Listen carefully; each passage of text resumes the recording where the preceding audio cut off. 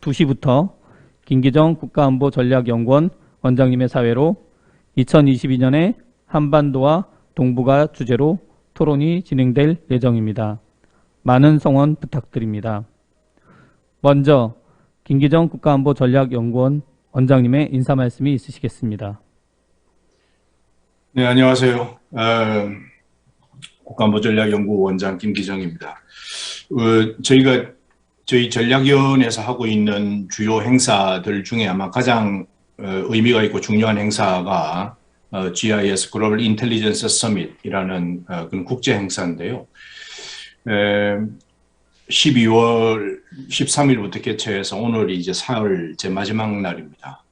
오늘 오전 오후의 세션을 마지막으로 이제 올해의 GIS 행사를 이제 종료를 할 예정입니다. 그런데 가장 늘 중요한 것들은 맨 마지막에 우리가 논의를 하도록 되어 있죠. 그래서 2021년에 이 12월에 한 해를 마무리하면서 올 한 해에 또 조금 더 길게 보면 지난 한 4, 5년간의 한반도 평화 프로세스와 관련된 것들이 어떤 역사적 궤적을 거쳐왔는가를 한번 리뷰를 한번 해보고, 또 2022년도에 다시 한반도를 둘러싼 동북아시아의 국제정치에 어떤 일들을 우리가 예상할 수 있는가를 중심으로 좀 논의를 해볼까 합니다. 오늘 오전과 오후 회의는 연구자문위원회를 겸하고 있고요. 이건 또 여러 오디언스들에게 또 공개되는 행사이기도 합니다. 여러 교수님들, 현장에 참석하신, 그리고 줌으로 연결되어 있는 여러 교수님들의 아주 통찰력 있는 관찰들, 그리고 또 희망과 아주 좋은 전망들을 함께 좀 나누어 주시기를 부탁을 드립니다. 저 인사말은 여기서 마치고 우리 1세션의 사회자이신 박순성 교수님께 마이크를 넘기도록 하겠습니다. 예, 여러분 안녕하십니까. 김기정 원장님 인사 말씀 감사드립니다. 저는 오늘 첫 번째 회의 사회를 맡은 동국대학교 박순성입니다. 인사드립니다. 예, 제가 대표로 서서 인사드렸고요. 나머지 선생님들은 그냥 자리에서 편하게 말씀하시면 되겠습니다. 오늘 조금 전에 김기정 원장님께서 말씀하신 것처럼 국가안보전략연구원에서 3일 동안 하는 글로벌 인텔리전스 서밋이라고 하는 회의의 세 번째 회의입니다. 정보와 북한 그리고 오늘은 한반도 평화에 대한 회의인데요.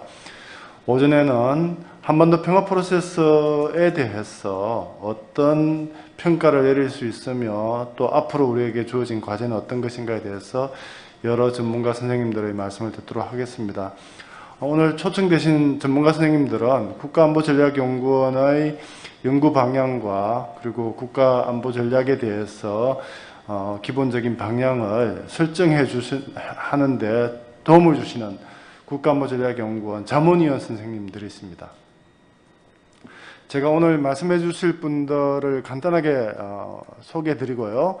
그리고 말씀을 듣도록 진행 순서와 그 이후에 말씀을 듣도록 하겠습니다. 지금 현재 줌으로 두 분 선생님이 참석해 계신데요. 어제 지진이 일어났던 제주도에 계시는 연세대학교 명예교수, 유아여대 명예교수이신 최대석 교수님께서 지금 자리에 계십니다. 현재 제주평화연구원 초빙연구위원으로 계시기도 하십니다. 두 번째 발언은 연세대학교 천자현 교수님의 말씀을 듣도록 하겠습니다. 그리고 그 다음 선생님들은 현장에 참석해 계시는 선생님들의 가나다 순의 발언을 듣도록 할 텐데요. 첫 번째는 동국대학교 북한학과에 계시는 김용인 교수님, 두 번째는 연세대학교의 배종윤 교수님, 그리고 현재 한반도 경제협력원 원장으로 계시는 안병림 박사님, 그리고 북한대학원대학교 양문수 교수님, 북한대학원대학교 이우영 교수님, 그리고 성균관대학교 이희옥 교수님, 그리고 마지막으로 서울대학교 전재성 교수님, 이런 순서로 말씀을 듣도록 하겠습니다. 모든 선생님들 말씀이 끝나고 나면 제가 요약을 하지 않고요. 국가안보전략연구원의 부원장님께서 간단하게 정리하시는 발언을 하시도록 하겠습니다. 제 오른쪽에 앉아 계시는데요. 이태윤 부원장님께서 마지막 발언하고 제가 인사 말씀을 드리도록 하겠습니다. 오늘 참석하신 선생님들은 많으시고 시간은 그렇게 넉넉하지 않아서 이미 발표문들이 다 제출되어 있습니다만 가능하면 한 7, 8분 정도 말씀을 하시면 좋을 것 같습니다. 그래도 제주도에 계시는 최대석 교수님께는 제가 특별히 10분 시간을 드리려고 합니다. 제가 발표문을 읽어보니 아주 포괄적이면서도 균형이 잘 잡혀있는 말씀을 하시고 계셔서 최대석 교수님께는 시간을 조금 한 2분 정도라도 더 드리고요. 그리고 나서 발언하실 때는 준비된 원고와 함께 내년도 전망 혹은 국가안보전략연구원의 연구 방향에 대해서도 1, 2분 짧게 말씀을 해주셨으면 감사하겠습니다. 자, 그러면 먼저 최대석 교수님께 말씀 부탁드립니다. 네, 박순성 위원장님 그리고 김기정 교수님 감사합니다. 제주도에서 인사드립니다. 네. 어제 제주도 지진이 서귀포 남쪽 14km 지점인가요? 거기서 이제 오후 한 5시 조금 넘어서 발생했는데 그때 마침 제가 올레길 7코스를 걷고 집에 돌아와서 샤워하는 도중이라서 저는 사실 못 느꼈습니다. 그런데 샤워 마치고 나오니까 핸드폰이 불이 나는 거예요. 문자하고 전화가. 지인들께서 걱정이 돼가지고 이렇게 연락을 많이 주시고 그랬습니다. 그래서 아이고 정말 여기 이우영 교수님께서도 또 어제 또 연락도 주시고 그러셨습니다. 그래서 제주는 별다른 피해는 없는 것 같아요. 근데 지진은 제가 예전 공부할 때 LA 쪽에 난가주에서 공부를 해서 지진을 여러 차례 경험한 바가 있습니다. 지진 처음에 오는 그 지진보다는 후에 오는 여진이 참 기분이 안 좋더라고요. 그래서 앞으로 계속해서 강도 5 정도 되는 지진이라면은 여진이 좀 계속되지 않을까 하는 그런 걱정이 됩니다. 오늘 전략연구원 마지막 회의에 제가 처음 발언하게 된 것에 대해서 감사드립니다. 오늘 제가 말씀드릴 주제는 최근 남북관계와 비핵화 그리고 한반도 평화입니다. 제 말을 이렇게 한번 시작해 보겠습니다. 올해가 우연일지 모르겠습니다만은 남북대화가 시작된 지 50주년이 되는 해입니다. 1971년도 남북 적십자 회담부터 시작이 됐었죠. 그리고 72년도에 알다시피 이제 7.4 남북 공동성명이 나오게 되고요.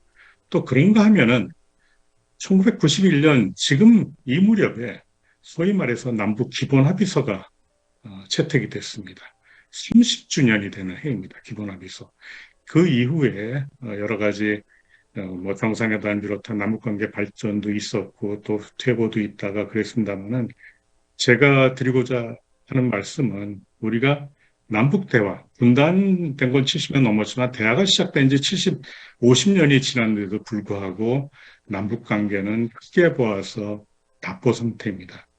여기에는 여러 가지 이유가 있겠죠. 물론 북한 탓이 제일 큽니다만은 우리 정부 그리고 야당이라면 야당, 우리 정치권 모두가 다 반성해야 될 부분이 아닌가. 나만이 옳다고, 우리 정책만이 옳다고 하는 생각.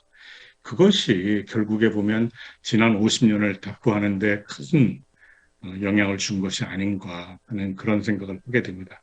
그래서 제가 참가했던 지난 봄에 있었던 우리 전략연구원의 세미나도 아마 그런 의미에서 대북 정책과 외교안보 정책 전반에 있어서 균형을 강조하는 우리 김기정 교수님의 아이디어가 돋보였었는데요. 저는 지금 이 올해를 한 해를 마무리하는 마지막 회의에서도 지난 50년의 남북 대화 또는 남북 관계 전반을 평가하면서 우리가 균형, 나만이 옳다는 그런 생각은 좀 버려야 되지 않나 하는 말씀을 다시 한번 드리겠습니다. 문재인 정부의 한반도 평화 프로세스에 대한 평가입니다. 아시다시피 2018년, 2019년 세 차례의 남북 정상회담과 판문점 및 평양 공동선언, 그리고 두 차례의 북미 정상회담, 싱가포르 합의, 그리고 남북미 판문점 회동은 한반도 분단 이래 저는 가장 역사적인 이벤트이자 아직 임기가 남은 문재인 정부 대북 정책의 대표적인 유산이라고 생각합니다. 논란의 여지는 좀 있겠습니다만은 이러한 일이 가능했다는 것만으로도 문재인 정부는 평가받아 마땅하다고 생각합니다. 그리고 이러한 역사적 기록과 경험은 남북관계 앞으로도 소중한 자산으로 작용할 것입니다. 하지만 또 한편으로 보면은 비핵화와 한반도 평화 정착의 실질적인 기준에서 본다면은 미흡한 것도 사실입니다. 북한이 핵실험을 중단했습니다. 장거리 탄도미사일 발사도 중지했습니다. 그리고 풍계리 핵실험장 폭파에도 불구하고 비핵화 진입은 아직 못하고 있습니다. 다시 말해서 비핵화 진입의 첫 단계라고 평가되는 영변 핵시설의 동결이나 폐기에 아직까지 진입하지 못하고 있습니다. 그리고 저는 2018년 정상회담, 두 번째 평양 정상회담의 가장 중요한 어떤 그 핵심이었던 남북한 군사적 신뢰 구축의 이정표였던 9.19 군사적 합의, 남북 군사 합의 미래도 불투명하고, 그리고 무엇보다 개성 연락사무소가 폭파되고, 그리고 안보리 대북 제재가 지속이 되고, 개성공단과 남북 교류도 전면적으로 중단한 상태에 있는 것도 사실입니다. 그리고 오늘 뭐 많은 이제 얘기가 오가겠습니다만은 제가 볼 때는 지금 같은 상황 아래서 과연 종전선언이 가능할 것인가 하는 것에 대한 걱정도 됩니다. 자, 그리고 또 하나, 우리가 한반도 프로세스에 대한 평가를 할 때 어떻게 시작이 되었는가 하는 것도 저는 좀 중요히 봐야 된다고 생각합니다. 제가 볼 때 한반도 평화 프로세스는 엄밀하게 얘기를 하자면은 2017년 11월 29일 북한의 화성 15형 대륙간 탄도미사일 발사에서부터 시작이 되었다고 보는 것이 저는 옳다고 봅니다. 뭐 알다시피 김정은은 올해 이제 벌써 집권 10년 차에 달합니다만은 집권 후에 4차례 핵실험과 수차례 장거리 탄도미사일 시험을 이어가면서 핵능력 고도화에 모든 역량을 집중하고, 그리고 화성 15형 시험 발사 이후에 국가 핵무력 완성을 선언했습니다. 그리고 이는 역설적으로 미국과 협상에 나설 준비가 되어 있음을 의미하는 것이기도 합니다. 또 김정은은 2018년 신년사를 통해서 유화적 대남 메시지를 보냈습니다. 2월 평창올림픽 계기로 김여정 특사단, 김영철 고위급 대표단 방남이 있었으며 3월 초에 우리 특사단의 방북으로 이어지면서 한반도의 봄이 시작이 되었다고 봐야 할 것입니다. 물론 문재인 정부가 북한의 이런 움직임을 잘 파악하고 전략적 기회를 놓치지 않고 이를 기회로 한 것은 높이 평가받아 마땅하다고 생각합니다.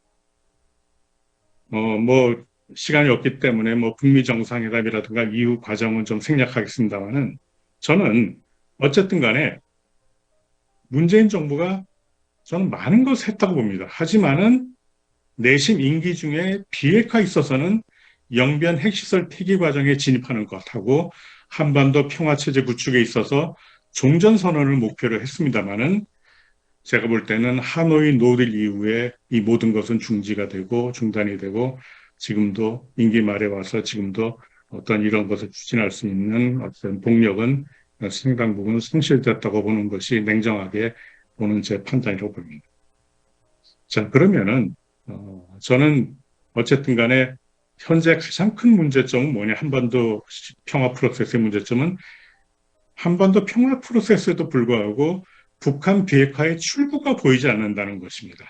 2017년까지 북한 핵능력 강화는 미국을 겨냥한 장거리 미사일에 집중되었습니다만 최근 북한의 핵능력 강화 방향은 한국을 겨냥한 단거리 미사일에 집중되어 있습니다. 그리고 날로 증강되는 북한의 핵능력은 한국의 안보에 큰 위협이 되고 있는 것이 사실입니다. 제가 볼 때 이미 북한이 보유한 핵무기는 한국의 군사 역량을 초월하고 있다고 봅니다. 우리 군 당국의 설명과는 달리 북한의 다양한 단거리 미사일이 함께 발사되었을 때 우리의 미사일 방어망은 무력화될 수밖에 없는 수준입니다. 특히 종말 단계에서 회피 기동이 가능한 단거리 미사일에 핵탄두를 탑재해서 발사한다면 이는 재앙일 것입니다. 따라서 미국의 핵우산을 통해 북핵을 억제하고 북한과 비핵화 협상을 재개하는 것이 유일한 해결책이라고 보입니다. 최근 북한이 연이어서 단거리 미사일 도발을 할 수 있게 된 것은 사실상 제가 볼 때는 중국의 무빙 때문이 아닌가 하는 그런 의구심을 갖고 있습니다. 중국은 미중 간 전략 경쟁에서 북한의 가치를 새롭게 확인하고 한반도의 영향력을 유지하기 위해서 상당히 노력하고 있는 것으로 보입니다. 지금의 중국은 2016년이나 2017년 강도 높은 대북 제재를 연이어 승인하던 중국이 아닙니다. 2018년 이후 북중 양국은 수차례 정상회담을 가진 바 있고 2019년에는 시진핑 주석이 북한을 방문했습니다. 그런 사이에 북중 혈맹은 복원되었고 북한은 이제 유엔 안보리에서 거부권을 가진 후원자를 갖게 되었다고 보여집니다. 나아가 북한이 장거리 미사일과 같은 전략적 도발을 감행한다 하더라도 새로운 대북 제재가 유엔 안보리에서 만들어지기가 쉽지 않다는 점을 말씀드립니다. 경제난이 도래한다 하더라도 북한에 중국의 지원을 확보한 김정은 정권은 체제 붕괴의 위협을 걱정하지 않아도 되지 않나 싶을 정도입니다. 문제는 비핵화 협상 재개가 쉽지 않다는 데 있습니다. 북중 밀착으로 중국이 북한을 압박하며 비핵화의 견인체 역할을 하는 것은 기대하기 어렵다고 보입니다. 오히려 중국은 북한의 입장을 고려하여 대북제재 완화를 요구하고 있는 실정입니다. 하지만 대북제재가 완화하면 북한이 비핵화 협상에 나올 이유가 없지 않습니까? 그대로 시간을 보내면 사실상 핵보유국의 지위를 얻을 수 있기 때문입니다. 문재인 정부는 종전선언이나 제재 완화를 비핵화 협상의 입구로 생각하고 있지만 그 경우 비핵화의 출구가 과연 그려지느냐 하는 것입니다. 협상의 주도권을 쥔 북한이 자발적으로 비핵화를 수용해야 하는데 그 가능성이 클까요? 제재가 사라지면 북한은 주한미군 철수를 협상의 조건으로 내세울지 모르고 그 결과 협상은 더욱더 진전을 보기가 어려워질 것입니다. 마지막으로 제가 드리고 싶은 말씀은 포괄적인 접근과 앞으로도 대북정책은 여야 쳐가지고 세심한 조율 속에서 담대한 평화 정책을 펴나가야 되는 것이 앞으로의 한반도 평화 프로세스에 나갈 길이 아닌가 생각합니다. 한국의 경제 성장과 문화 융성은 국격과 외교의 장을 글로벌 수준으로 넓혀놓았습니다.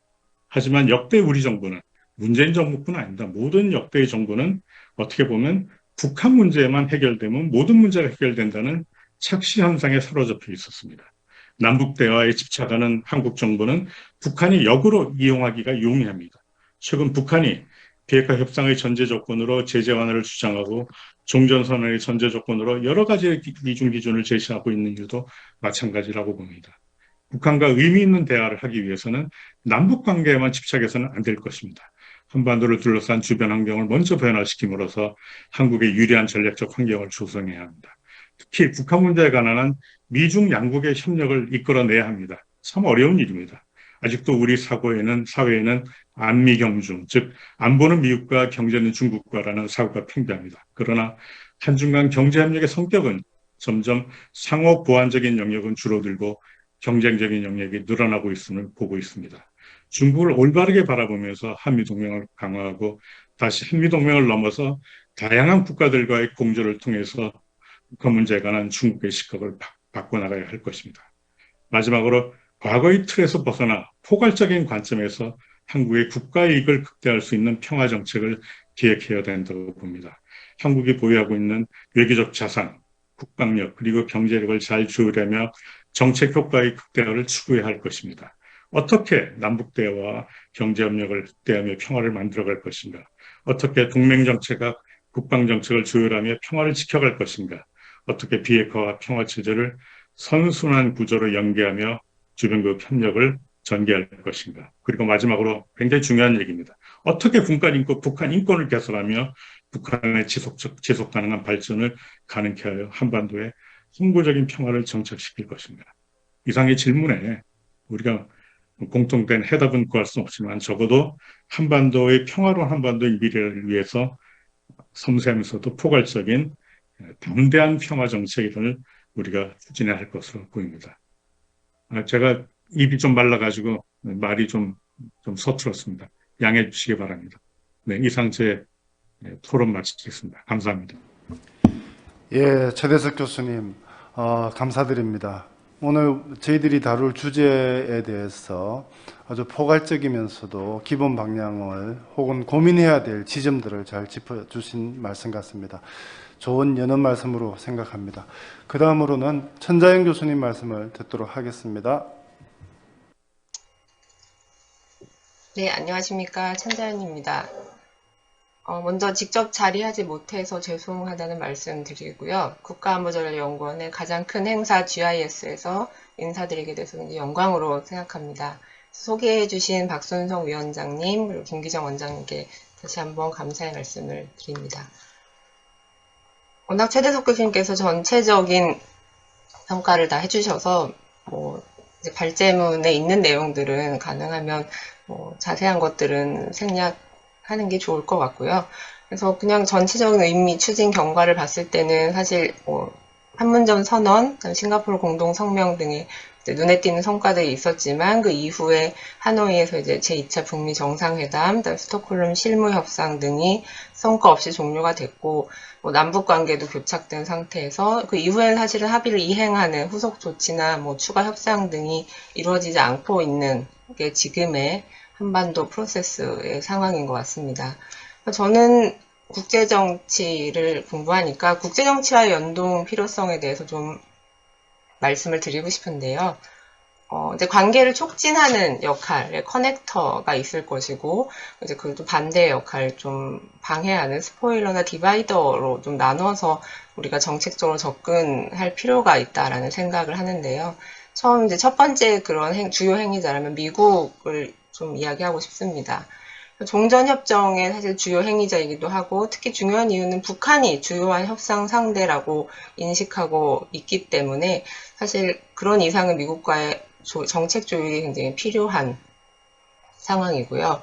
사실 이제 한국 정부는 베이징 올림픽이 기회가 될 걸로 봤는데 이게 미국의 외교적 보이콧으로 인해서 사절단 참석이 없을 걸로 보이고 그러면 이 미중 간 전략 갈등 속에서 이제 한국은 선택은 했습니다만 제가 이걸 고민할 무렵만 해도 이제 그런 어려움이 있지 않을까 이제 그런 생각들을 좀 했는데요.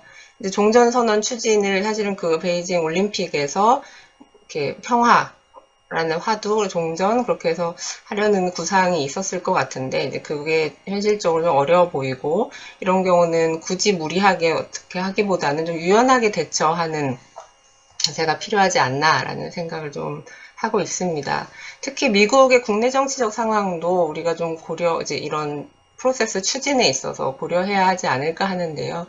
미국 역시 국내적으로도 바이든 대통령이 지지율이 하락을 하고 있고 트럼프 전 대통령과는 대북 정책 차별화를 워낙 명확한 기조를 하기 때문에 이걸 이제 고려해서 조율할 필요가 있을 것 같습니다. 특히 바이든은 취임 이후부터 계속 동맹 강화, 특히 그래서 한미일 삼각 협력의 관점에서 계속 이야기를 하고 있어서 저도 그런 부분으로 좀 접근할 필요가 있지 않을까. 그러면서 자연스럽게 이제 일본 얘기를 해야 할 것 같은데요. 일본은 반대의 입장이죠. 그러니까 한반도 평화 프로세스의 주요 행위자는 아니지만 이제 굉장히 좀 확신이 없는 걸로 보이고 마쿠에서 사실은 이제 미국에게 마쿠 외교를 통해서 좀 다양한 경로를 통해서 우리의 입장과 좀 다른 입장들을 전달하고 있는 게 아니냐라는 그런 의구심을 갖게 만드는 것들이 좀 있었는데요. 오히려 이제 적기지 공격 능력 보유를 적극적으로 전보다 더 적극적으로 추진하면서 어떻게 보면 동아시아, 동북아, 한반도의 갈등 완화와는 멀어지고 있는 정책들을 계속 보여주고 있습니다. 그래서 이제 일본 정부가 그동안 어떻게 했는지는 제가 이제 발제문에 적어두었고요. 그래서 특히 자꾸 일본의 납치 문제를 화두로 끌어들이면서 이런 지연이나 방해 전략의 경우는 미일 동맹이 견고하다는 전제하에서는 미국의 발목을 잡는 결과를 초래할 수도 있을 것으로 보여서 이 한반도 평화 프로세스가 일본의 국익에도 도움이 된다는 그런 접근이 좀 필요할 거다. 일본을 설득할 수 있는 과거에 독일이 계속 지속적인 공공외교, 통일 공공외교를 통해서 노력했던 것처럼 우리도 이제 그런 관점을 좀 필요로 하지 않나라는 생각을 했습니다. 그리고 두 번째는요, 이제 문재인 정부 처음엔 4대 전략, 그리고 5대 정책 이야기하면서 그 통일 국민 협약이라는 게 들어가 있고요. 거기 국민의 참여에 대해서 언급을 하고 있습니다. 근데 최근에 사실 이게 실제로 얼마나 효용성을 갖는지 좀 의문을 갖는 게요.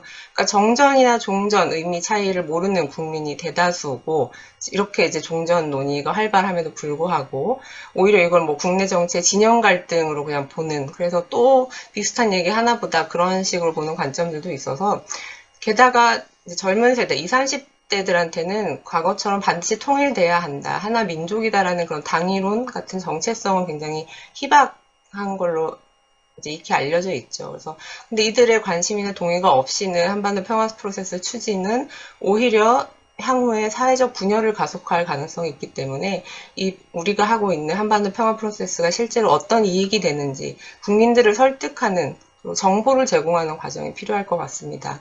그래서 아까 처음에는 주변 국가에 대한 통일 평화 공공 외교였다면 국내적으로는 사회적 합의를 위한 이제 노력도, 정책적인 노력도 중요하다라는 말씀을 드리고 싶고요.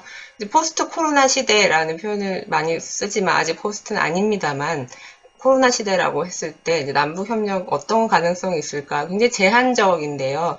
뭐 백신 이야기도 있고 하지만 이제 국내적 공감대도 필요하고 대북 제재 면제 등의 절차 등이 필요하기 때문에 뭐 남북 이산가족 화상 상봉 같은 것들 간혹 얘기가 나오고 있는 것 같습니다만, 정상회담에서도 이제 언급되기도 했고 해서 이 대면 진행에는 좀 어려움이 있기 때문에 화상으로 이렇게 상봉하는 걸 구체화하면 좀 부담도 좀 적어지고 이렇게 적극적으로 참여할 수 있는 이슈가 되지 않을까. 특히 이렇게 화상으로 하게 되면 이제 해외에 있는 한인들 중에도 그 이산가족 상봉에 참여할 수 있기 때문에, 그럼 이제 그 각 관련국들의 관심이나 호의를 좀 끌어낼 수 있는 기회를 마련할 수 있지 않을까 생각합니다.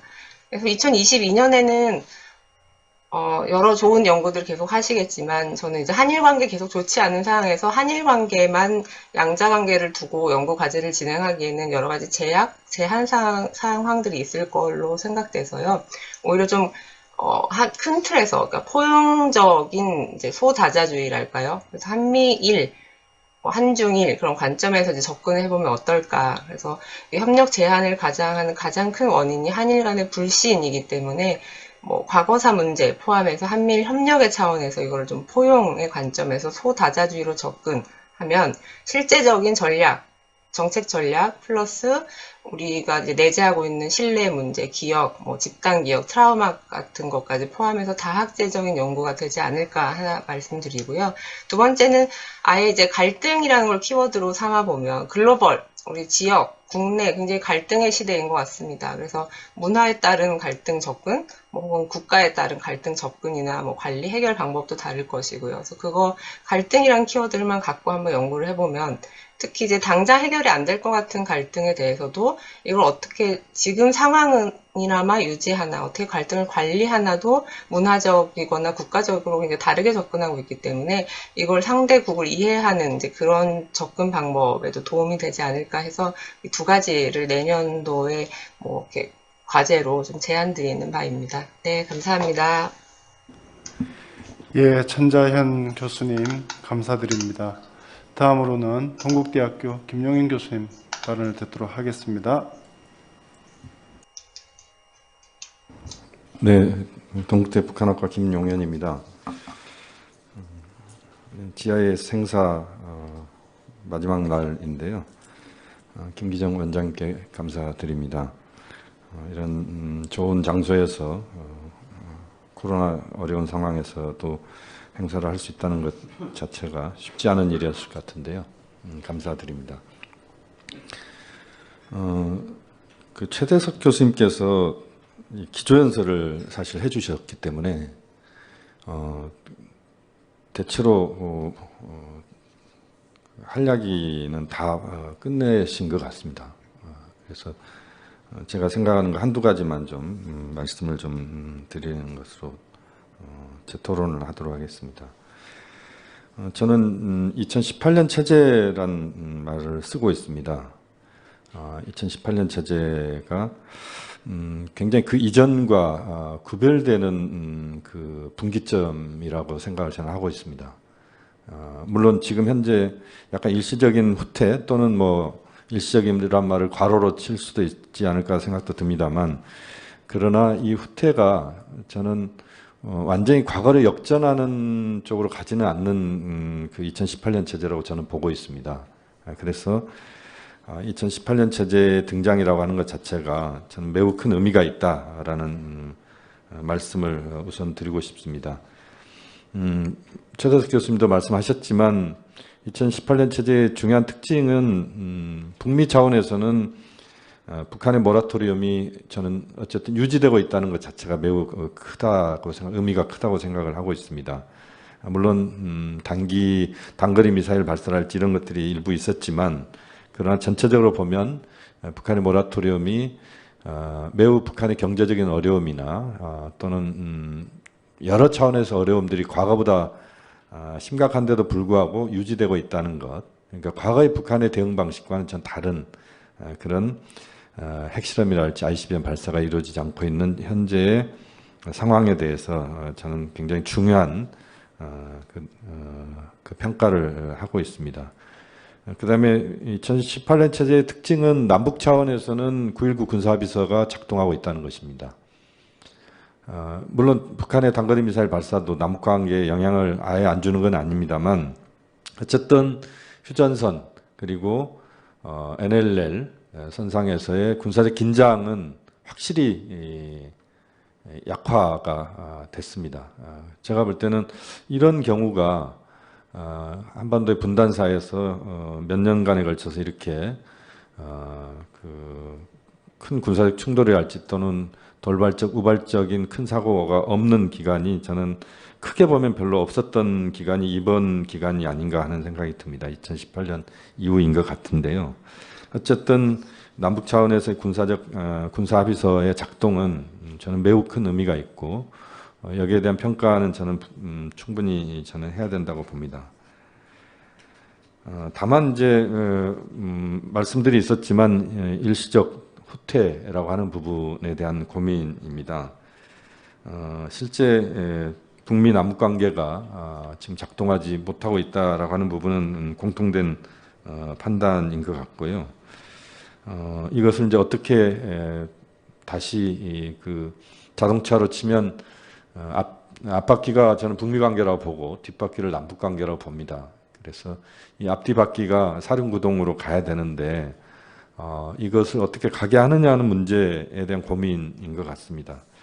저는 그 고민의 현재적 시점에서의 고민의 그 결과는 또는 그 고민의 그 소재는 또는 주제는 종전선언이라고 보고 있습니다. 물론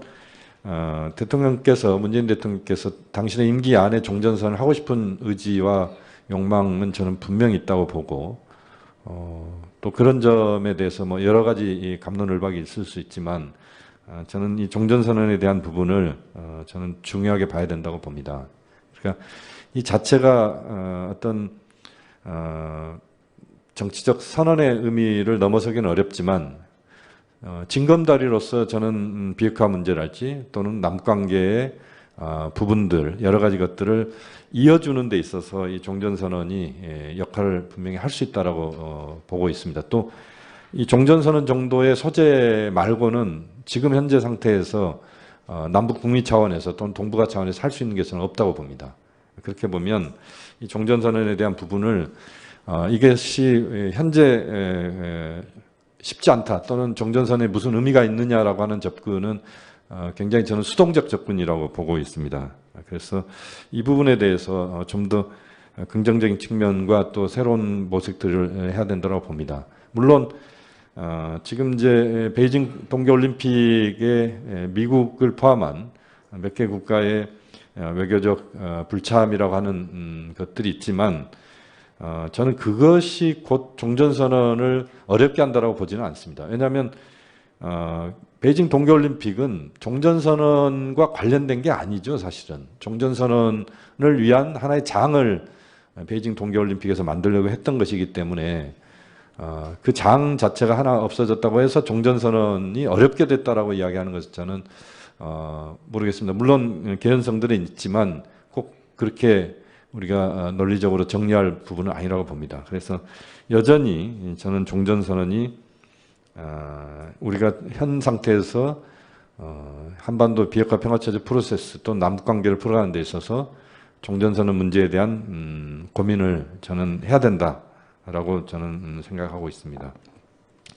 그런데 이 종전선언은 그 자체만 놓고 보면 말씀들이 있었고 또 있으시겠지만 쉽지 않죠.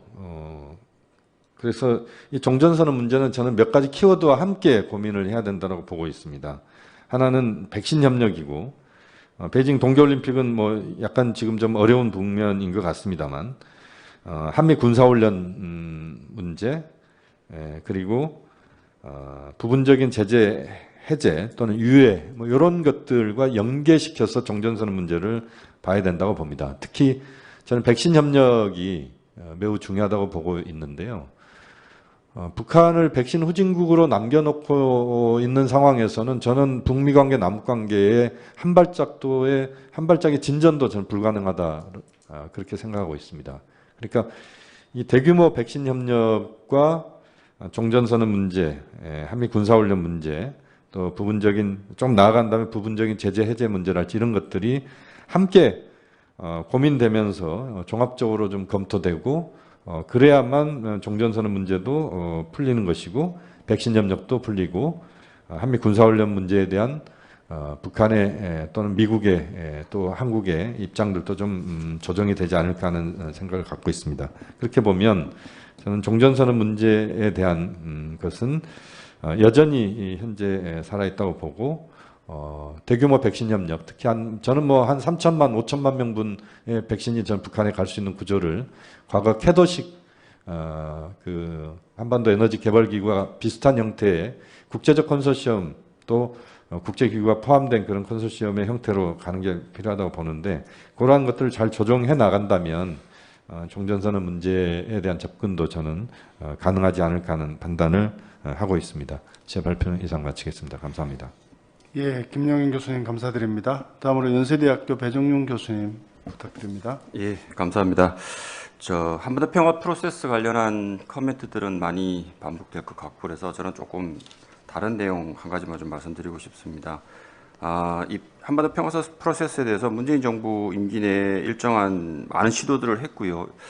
뭐 북미회담을 유도한다든지 등등 같은 성과를 낸 것은 사실인 것 같습니다. 근데 지금 현재 한반도 평화 프로세스와 관련해서 문재인 정부가 좀 주목해야 될 부분은 이걸 어떻게 잘 마무리해서 지속할 수 있도록 힘을 실어주느냐, 어떻게 좀 구조화를 하느냐, 이 문제라고 좀 보여집니다. 그런 점에서 볼 때 지금 2021년 후반기 그리고 2022년 상반기 5월에 출범하는 신정부를 앞두고 이 문재인 정부가 좀 주목해야 될 부분은 북한이나 미국이나 국제사회에 대한 설명과 설득보다는 자기 정부에 대한 이 좀 논리와 설명과 설득, 이해, 공감대 형성이 이 문재인 정부의 한반도 프로세스를 마무리하는 가장 좀 마지막 좀 과제이지 않을까라는 생각이 듭니다. 한국에서 대북 정책 또는 한반도 정책과 관련해서 재미있는 것 중에 하나가 냉전 시대는 남북한의 통일 정책이 얼만큼 다른지, 남북한의 대북 정책, 대한반도 정책이 얼만큼 다른지 이거 비교하고 차별화시키고 우리께 좋다 나쁘다 뭐 이런 얘기하는데 주로 논의가 집중된 바가 있습니다.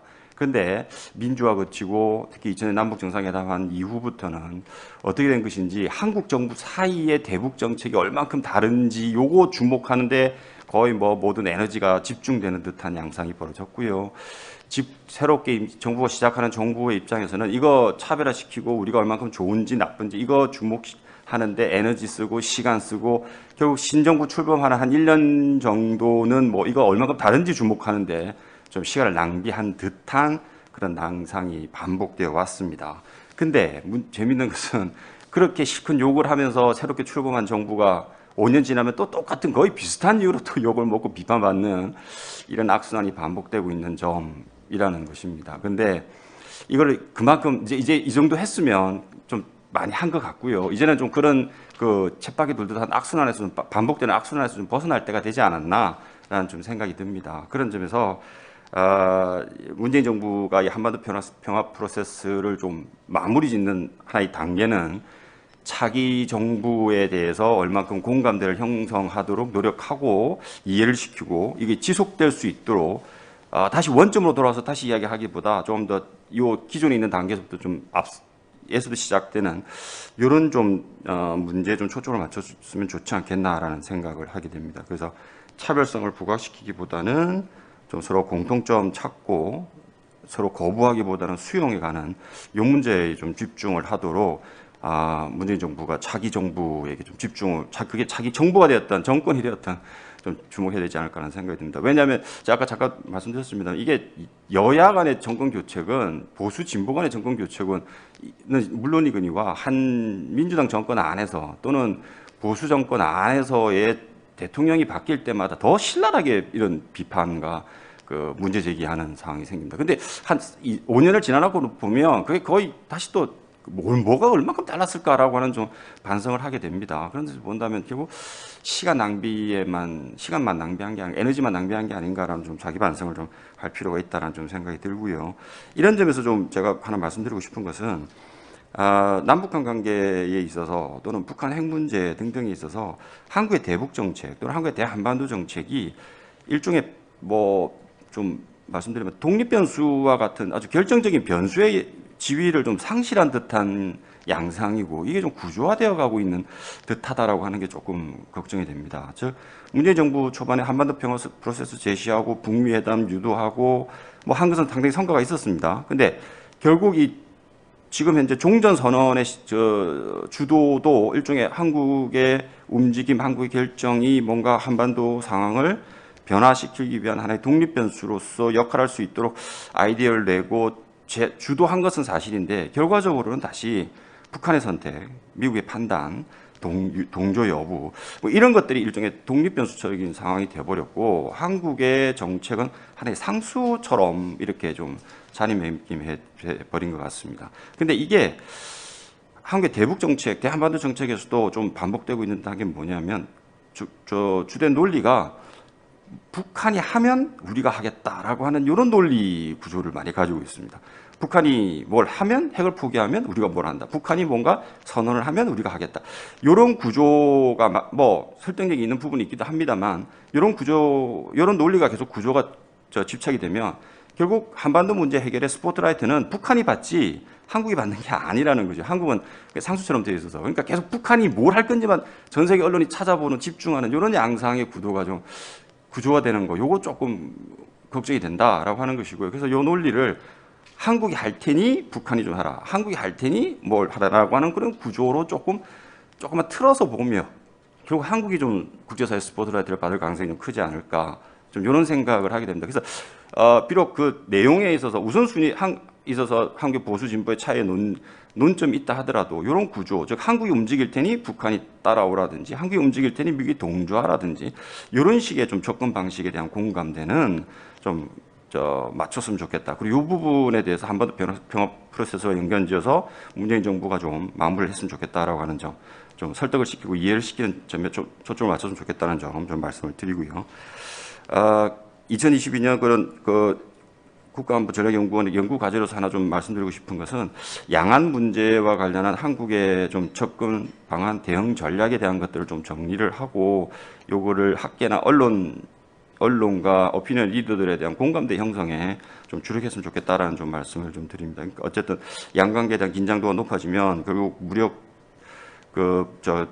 분쟁 가능성까지 좀 우려가 되고요. 그럼 여기 이제 다시 논의가 되는 게 한국이 들어갈 거냐 말 거냐, 주한미군이 어떤 위상을 취할 거냐, 이 문제 다시 좀 걸릴 것 같은데 이 문제에 관련해서는 2003년부터 좀 논의가 있었던 바가 있었고 2006년 1월에 한미 양국 외교부 장관이 합의한 바가 있습니다. 그러니까 주한미군의 전략적 유연성에 대해서는 동조를 한다. 하지만 한국 국민의 동조 없이 동북아시아 분쟁에 한국이 끌려 들어가지는 않는다라고 하는 것에 한미 양국이 합의한 바가 있기 때문에 이 부분에 대한 좀 리마인드와 함께 이걸 중심으로 한국의 외교 정책 같은 앞으로 양강관계 발전이 악화되었을 때 한국의 대응이 어떠할 것이다라고 하는 것에 대해서는 좀 정리를 해서 한국 국가 전체 차원에서 좀 공감대 형성과 좀 서로 공유하고 의견을 공유하고 있는 부분, 이걸 좀 확산시키는 게 필요하지 않을까라는 좀 생각을 합니다. 예, 이상입니다. 예, 배정윤 교수님 감사드립니다. 다음으로 한반도경제협력원의 안병민 원장님 발언 듣겠습니다. 네, 안병민입니다.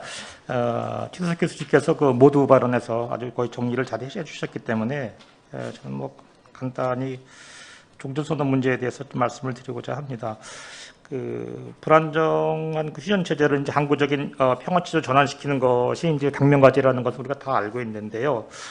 근데 이제 문재인 정부의 그 종전선언을 이제 그 보게 되면 문재인 정부 종전선언에서는 법적 구속력이 없는 그 정치적 선언이고 주한미군 유엔사의 지위에 영향이 없다라고 얘기를 하고 있는데요. 이걸 보게 되면은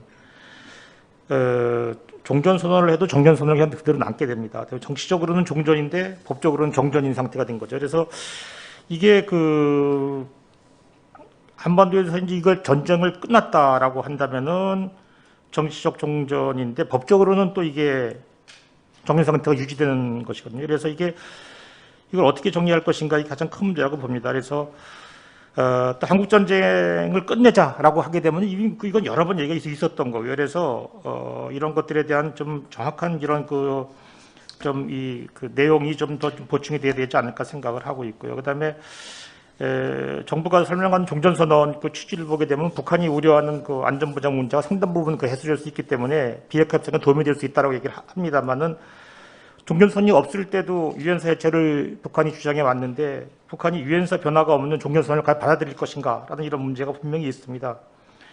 또 그 종전선언 그 필요성을 역설하면서 한반도 주변의 군비 경쟁은 계속되고 있거든요. 그래서 이런 문제를 이런 국방정책의 어떤 변화가 없는 종전선언이 어떤 새로운 갈등의 소지가 되지 않을까라고 저는 생각을 하고 있어요. 그래서 이런 상황 하에서는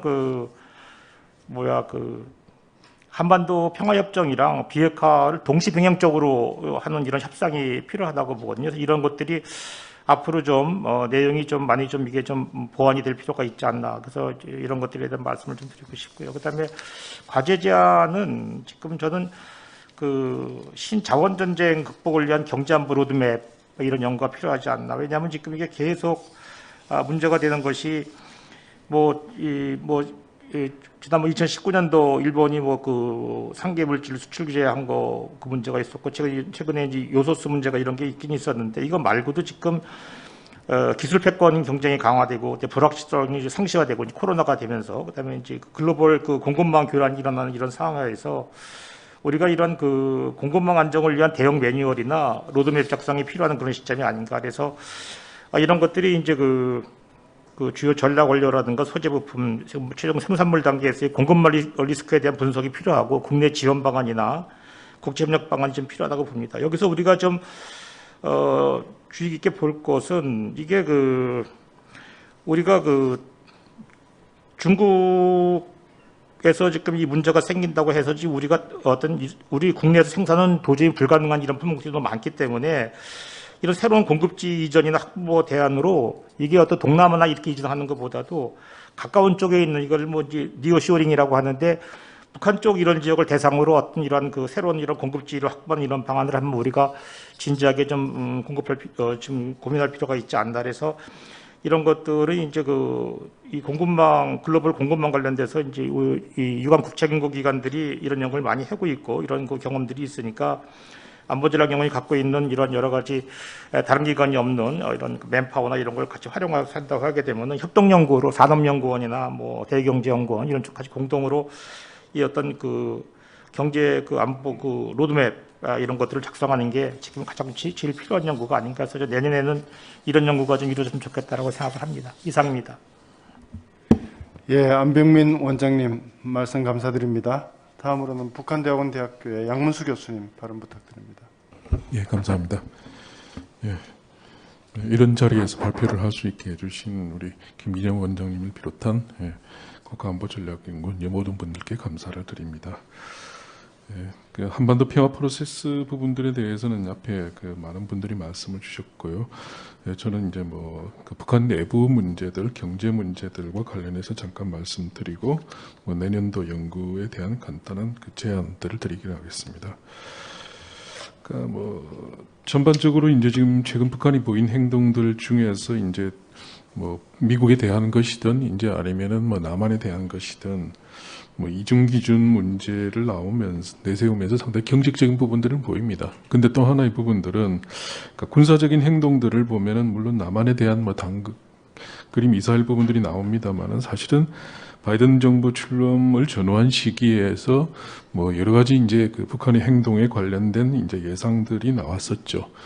그러면서 이제 바이든 행정부가 뭐 일정 정도 관심을 보이지 않을 경우에는 북한의 그 군사적인 행동이 어디까지 갈 것인지에 대한 예측들도 나왔습니다만 어쨌든 지금까지를 놓고 본다 그러면은 그러니까 일정한 선을 넘지 않으려는 태도들은 보였습니다. 그거는 뭐 여러 가지 이유가 있겠습니다만 또 하나의 부분으로서 현재 북한의 내부적인 상황들이 그러니까 추가적인 제재가 이제 취해진다 그러면은 지금도 상당히 힘든 상황인데 더 힘들어지지 않겠느냐는 그런 고려들도 있지 않을까라고 봅니다. 근데 어떻게 보면은 이제 지금은 국면 자체가 이제 좀 묘한 것이 그러니까 제재가 이제 지속되는 상황에 이제 코로나로 인한 이제 국경 봉쇄라는 그런 게 겹쳐진 상황들이죠.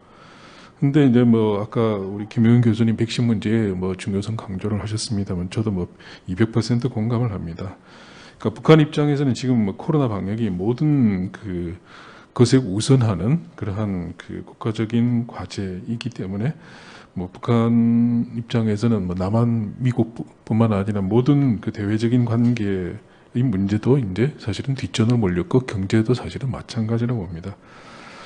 그러니까 전반적으로 이제 경제에 미치는 악영향에도 불구하고 그거를 감수하면서 이제 방역 우선 정책을 고수를 하고 있습니다.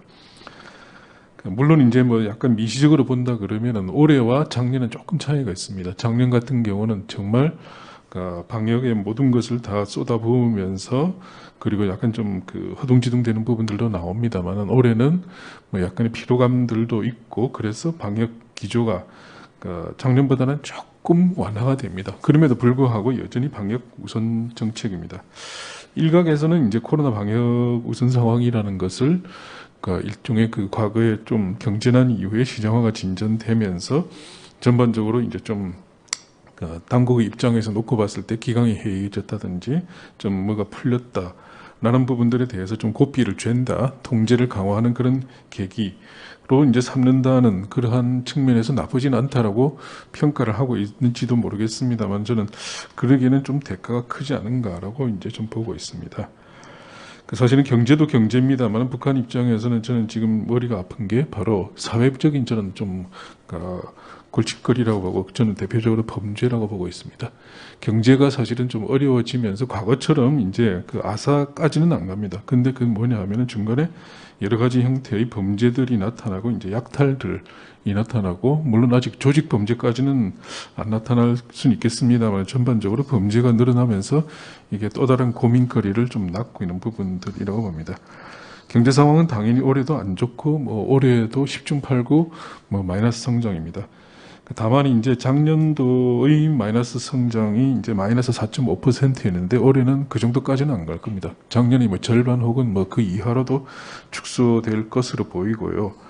뭐 그럼에도 불구하고 한쪽 측면에서는 어쨌든 2019년에 0.5% 성장을 한 그 해를 제외하고는 2017년부터 대략적으로 지금 마이너스 성장이 계속 지속되고 있는 부분들이라는 측면이 뭐 하나의 그 고민거리일 수 있습니다. 다만 이제 뭐 무조건 또 나쁜 것만은 아닙니다. 올 들어 이제 무역 같은 경우에 이제 뭐 계속적으로 이제 전년 동기 대비 57.4% 감소했습니다. 10월까지. 뭐 이 추세가 계속 지속된다고 하면은 뭐 아마 연간으로 따지면 한 40% 플러스 마이너스 정도 그거 되겠습니다만 규모로 따진다 그러면은 작년보다 한 2억 불 정도 줄어든 겁니다. 2020년도에는 전년 대비 한 20억 불 정도 줄어들었습니다만 지금은 올해 같은 경우에 이제 2억 불 정도밖에 안 줄어들고 그리고 이제 올해는 뭐 이런저런 관측들이 다 나왔습니다만 대충 현재 시점에서 본다 그러면은 북한의 식량 생산은 작년보다는 낮습니다. 작년보다는 식량 생산이 아마 늘어날 겁니다. 그리고 이제 에너지 부분들은 뭐 못해도 그냥 아마 작년 수준이 될 거고 그 다음에 종합적으로 에너지도 전력 부분들도 조금은 나아질 수 있는 부분들입니다. 뭐 식량 같은 경우는 이제 기상 조건이 뭐 가장 큽니다만은 뭐 최근에 뭐 북한이 뭐 식량 부분에서 뭐 기술이 엄청난 뭐 획기적인 진전들이 이루어냈다라는 뭐 그런 그 선전을 하고 있습니다만 그 부분에 대해서는 좀 뭐 평가 확인들이 필요한 부분들이에요. 근데 문제는 결국 이제 뭐 그 올 10월 11월 달에 그 북중 간의 교역을 재개할 거라는 그런 관측들이 나돌았습니다만은 오미크론 때문에 이게 지금 이제 다시 또 문이 닫혀인 상황들이고 내년도 지금 뭐 아까 포스트 코로나 시대 말씀을 하셨습니다만은 이제 뭐 이게 포스트 코로나가 언제 올지도 다들 지금 뭐 모르는 상황들이고 북한도 더 마찬가지라고 봅니다. 그래서 결국은 북한 입장에서는 당장은 지금 코로나입니다. 코로나가 모든 걸 다 그냥 막고 있는 상태고 특히 이게 일시적일 거라 생각했는데 저희도 마찬가지죠. 이게 마스크를 도대체 언제 벗어 던질 수 있을지 예측도 못하는데 북한 입장에서는 외부 세계에 대해서 문을 언제나 열 수 있을지도 모르는 상황들이기 때문에 결국 코로나 문제를 해결하지 않고서는 뭐 아무것도 할 수 없는 상황들이고 따라서 결국 남한 입장에서도 아까 우리 김용현 교수님 백신 문제 말씀을 주셨습니다만은 결국 백신과 관련된 여러 가지 이제 구상들을 근데 안타깝게도 저희도 지금 뭐 여력이 없죠. 아침마다 뉴스 나오는 게 항상 일면 톱 기사 뭐 방송을 보면은 제일 큰 뉴스거리가 바로 이제 코로나로 인해서 뭐 몇 명이 어떻게 됐다, 병상이 모자란다 그런 이야기 때문에 저희도 솔직히 여력은 없습니다. 그렇기 때문에 이제 결국 국제적인 그 어떤 형태로든 이제 틀을 만들어야 되겠죠. 뭐 NGO도 사실은 활용할 수 있는 부분들입니다. 그러니까 그런 틀들을 만드는 것을 결국 우리 정부가 앞장서서 이제 고민을 해주고 그리고 이제 그림을 그려나가는 것부터 당연히 시작할 수밖에 없는 거고 그게 안 된다 그러면 결국 지금은 아무것도 안 되는 상황들이라고 이제 생각을 합니다. 전략에는 이제 내년도 연구과제에 대해서는 한 두 가지 정도로 생각했는데 첫 번째는 아까 배종균 교수님 말씀하신 거하고 조금 맥을 통합니다만은 결국 남한의 뭐 이게 정권 교체가 될지 정권 재창출이 될지는 모르겠습니다만은 어쨌든 차기 정부와의 대북 정책의 지속성 확보를 위한 방안을 이제 다각도로 강구하는 것이 물론 이거 선거 전에 내놓을 것인지 선거 이후에 내놓을 것인지 뭐 양쪽 버전 다 필요합니다만은 어쨌든 그런 부분들에 대해서 정상 간 합의의 지속성 부분들, 그 다음에 이제 그 전반적인 정책에 대한 한반도 평화 프로세스에 대한 설명들, 뭐 여러 가지 것들을 좀 포함해서 어쨌든 대북 정책의 지속성 확보를 위한 고민들을 해볼 필요가 있습니다. 사실 역사를 되돌려 보면은 MB 정부 시절에 놓고 본다 그러면은 그 전에 이제 김대중 노무현 정부 시절에 6.15라든지 14 같은 경우는 사실상 폐기가 됐었죠. 그러니까 남한 정부가 이명박 정부가 6.15와 14를 개성하지 않는다는 말을 한 적도 없습니다만 개성한다고 또 말한 적도 없다는 지적들이 나왔습니다.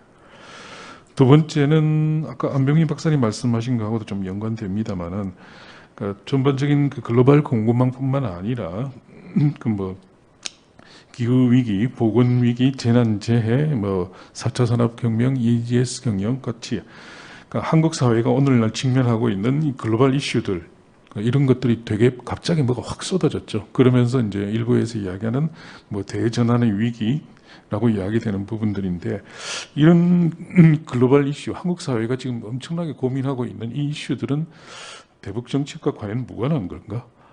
뭐 어떤 형태로든 대북 정책과도 좀 연관시켜서 그걸 좀 정책을 만들어가는 노력들을 좀 했으면 하는 거고 전략위원회에서도 좀 해주셨으면 하는 생각들입니다. 예, 이상입니다. 예, 양문수 교수님 감사드립니다. 다음으로는 북한대학원대학교 이우영 교수님 말씀하시겠습니다. 네, 북한대학원의 이우영입니다. 중요한 자리에 와서 얘기를 할 수 있게 돼서 굉장히 영광스럽게 생각합니다.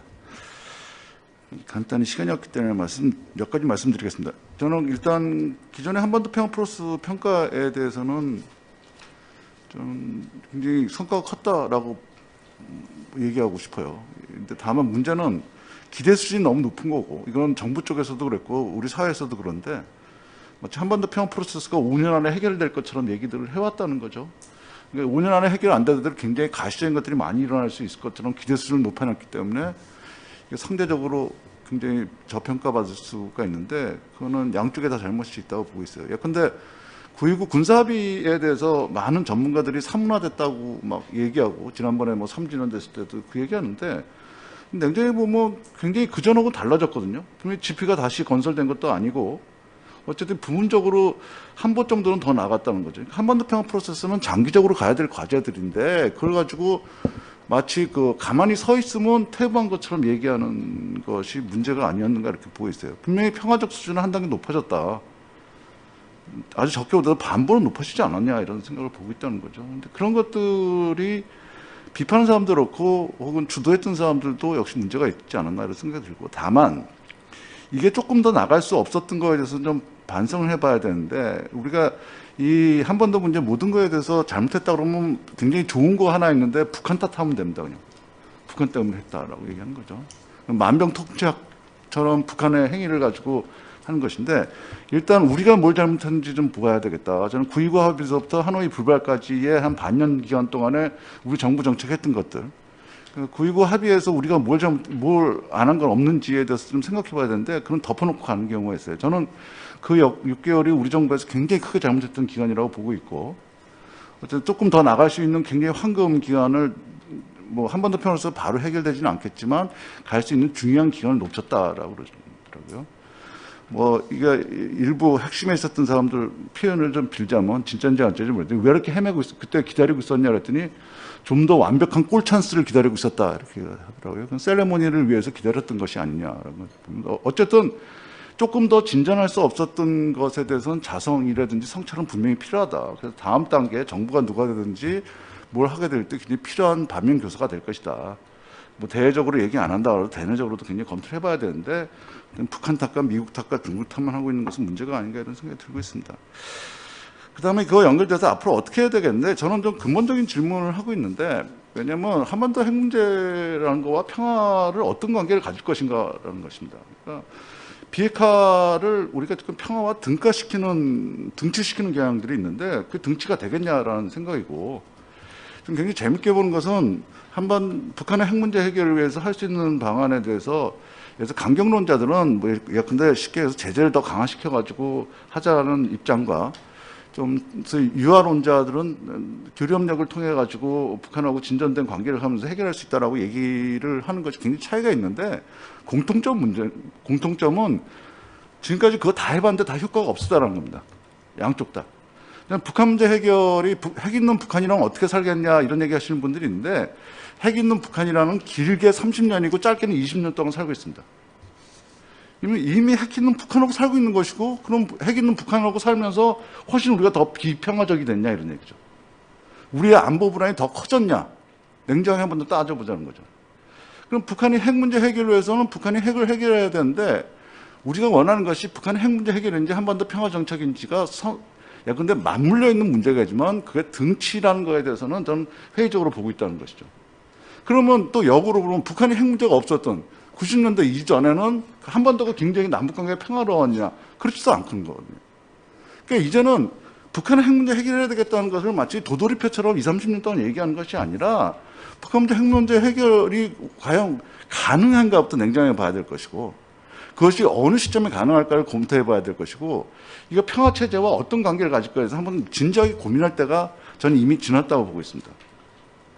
그래서 역으로 보면 핵 문제가 해결돼야지 평화체제가 된다라고만 생각하는데, 꼭 가능한지 모르겠지만 평화체제를 먼저 가져오면서 핵 문제를 해결하면 안 되냐 이런 생각이 든다는 거죠. 북한의 핵을 인정하고 용인하자는 것이 아니라, 이 문제에 대해서 근본 문제에 대해서 질문 안 하면 저는 앞으로도 30년 동안 이 싸움을 계속할 거라고 보고 있습니다.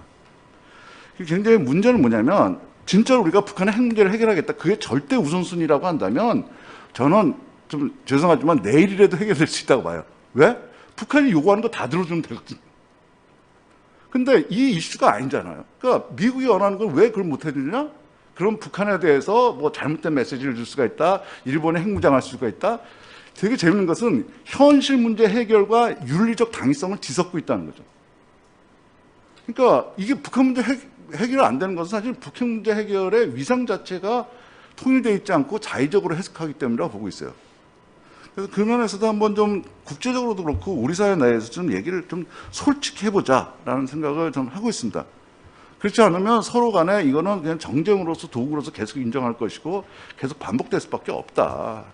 만일 이 사람들이 그게 문제가 있다면 설득하는 것이 필요하다는 거죠. 그리고 북한의 핵 문제 해결하기 위해서 제재를 한다, 북한이 어려워진다, 저 어려운 것도 저는 인정하지만, 저는 예컨대 고난의 행군은 북한에 다시는 없을 거라고 보고 있어요. 이미. 고난의 행군 때도 북한 체제 유지됐던 체제다. 극단적으로 얘기하면. 적게 보는 사람이 10만, 많이 보는 사람까지 50만 죽었던 체제인데, 세계 역사에서 그 기간에 그렇게 죽은 체제가 없어요. 그런데도 북한 체제는 여전히 유지되고 있었다라는 거죠. 그러니까 북한 현실에 좀 냉정해 볼 필요가 있겠지만, 어쨌든 이런 것들을 좀 고려하면서 실질적으로 남북 관계에 대해서 좀 고민해야 될 것이고, 솔직하게 말씀드리면 역시 북한이나 남한이나 다 투코리아로 가고 있는데, 이런 것 상황 속에서 이 소위 평화적 상태가 어떻게 돼야 될 것인가, 이런 것에 대해서 한번 솔직하게 좀 고민할 필요가 있다고 보고 있어요. 저는 개인적 소신인데 남북 관계나 대북 정책에서 어떤 윤리 영역을 좀 띄어냈으면 좋겠다는 생각을 갖고 있어요. 실질적이고 실용적으로 가야 될 것이다. 냉정하게 봐서. 자꾸만 북한 문제만 되면 뜬금없이 도덕적 얘기들이 나오고 있는데, 우리 입장에서만 보면 일단 남한 사람들에서 도덕보다는 실질적인 것이 삶이 더 중요한 것이죠. 그것부터 해야지 정책의 설득력도 생길 것이고 실용성도 생길 것이다. 근데 우려하는 것은 반복해서 말씀드리지만 지난 20년 동안에 쓸데없는 게 아니라 반복적인 허구적 논란이 앞으로도 계속될 가능성이 굉장히 크다는 것이고, 그걸 극복하기 위해서는 본질에 대해서 한번 솔직히 탁 까놓고 얘기할 때가 됐다라는 것이죠. 우리한테 진짜로 필요한 게 무엇인지, 이거죠. 비핵화가 먼저인지 그냥 평화적 상태가 중요한지, 이런 것들이죠. 마지막으로 앞으로 뭘 해야 되겠냐라는 것인데, 제가 얘기했던 거 포함해가지고 저는 일단 이 안보나 평화나 이런 개념에 대해서 종전체제 포함해가지고 평화체제, 종전체제, 안보 개념 자체에 대해서 한번 냉정하게 한번 정리를 할 필요가 있다고 보고 있어요.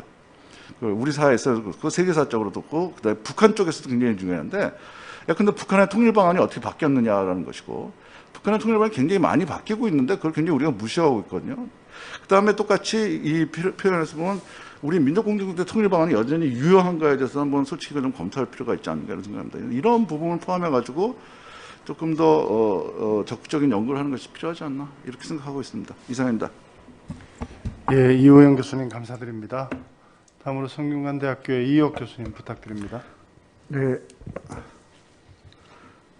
감사합니다. 앞에 많은 선생님들께서 이야기를 해주셔서 새로운 얘기가 별로 없을 것 같기는 합니다. 근데 저는 조금 시각을 좀 다른 시각에서 좀 보면, 문재인 정부의 이제 집권 말기인데요. 이 말기에 무슨 생각을 하고 있을까를 한번 생각해 봤습니다. 역사적인 유산을 남기고 싶어 할 텐데, 국내 정치는 논란의 여지는 있지만 이 방역에 대한 성과를 관리하려고 할 것 같습니다. 5년 내내. 그러면 외교, 통일 이런 부분에 대해서는 한반도 평화 관리가 별다른 손에 잡히는 성과가 없이 정권이 오는 상황에서 뭔가 손에 잡히는 가시적인 성과를 가지고 역사적 유산을 관리하려고 하는 요인이 있지 않을까, 이런 생각을 일단 해보고요. 그러면 지금 이제 시기에 지금 여기서 무엇을 할 것인가를 생각해 보면, 한반도 평화관리, 평화 프로세스를 관리할 것인지 돌파할 것인지 그 경계가 좀 애매한 것 같아요.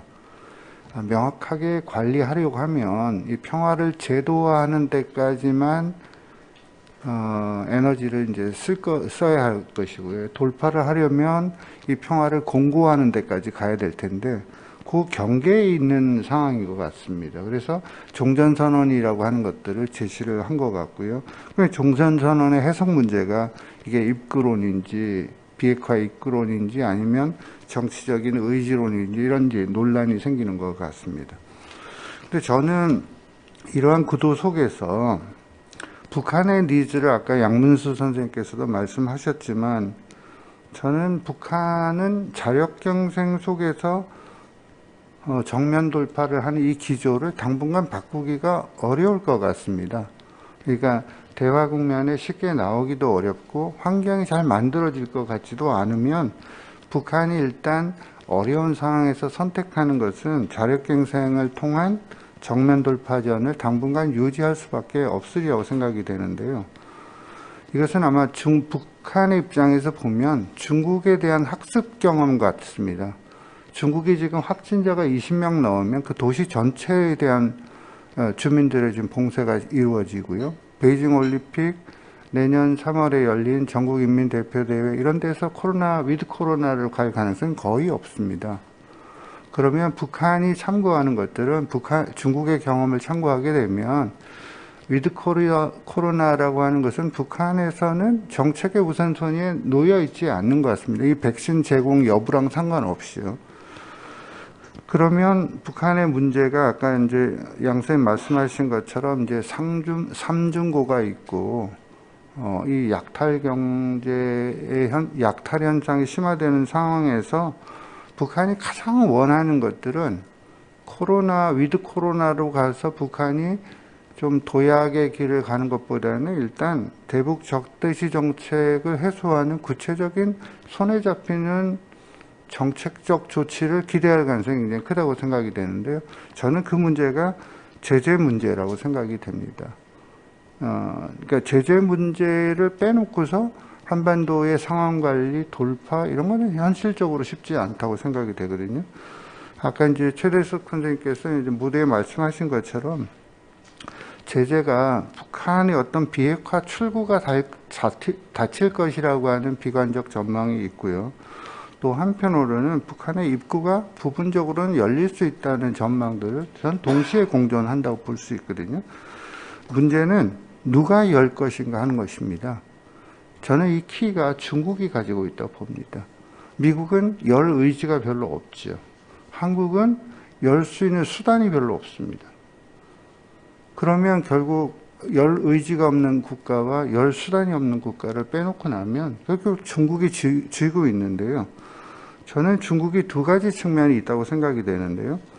북한의 비핵화를 막 적극적으로 추진해야 될 요인은 지금 감소했습니다. 북중 관계가 사회주의 정체성을 강화하는 쪽으로 가고 있기 때문에 전략적 연대가 굉장히 조금 이제 발전하고 있는 거죠. 그러면 이제 제재 해제로 가야 되는데요. 제재 봉쇄, 이건 중국이 선택할 수 있는 수단이 아닌 것 같습니다. 그럼 제재 해제로 가야 되는데 지금 중국이 정치적 해결을 계속 강조하고 있습니다. 정치적 해결은 미국 책임론을 제기하는 거거든요.